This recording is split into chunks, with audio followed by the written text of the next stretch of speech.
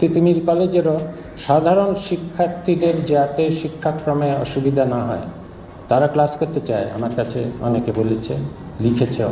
7টা কলেজের জন্য আমরা একটা চিন্তা করছি যে এটা করা যায় কিনা। এ কারণে আমরা বলেছি যে তিতুমির বিশ্ববিদ্যালয়ে দাবি করা, তার থেকে ওরা একটু ছাত্ররা আন্দোলন করা ভালো, কিন্তু একসময় না একসময় তো পরীক্ষা দিতে হবে, এবং এই বয়সে পড়ালেখা না করলে এবং পরীক্ষা না দিলে তো ভবিষ্যতে কিছু করতে পারবে না এরা। এবং এই জন্য আমি বলেছি তিতুমির কলেজেরও সাধারণ শিক্ষার্থীদের যাতে শিক্ষাক্রমে অসুবিধা না হয়, তারা ক্লাস করতে চায়। আমার কাছে অনেকে বলেছে, লিখেছেও। এবং জনদুর্ভোগ যাতে না হয়, কর্মসূচি যদি দিতেই হয় সেরকম কর্মসূচি দিতে থাকুক।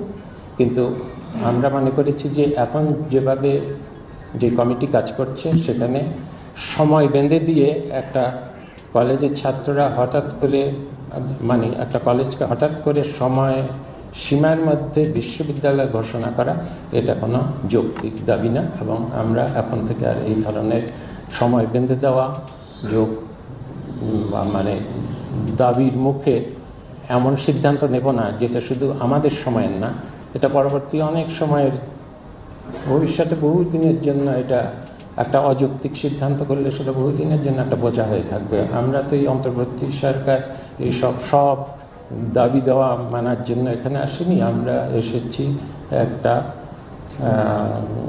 একটা সুশাসিত গণতান্ত্রিক ব্যবস্থায় উত্তরণের জন্য।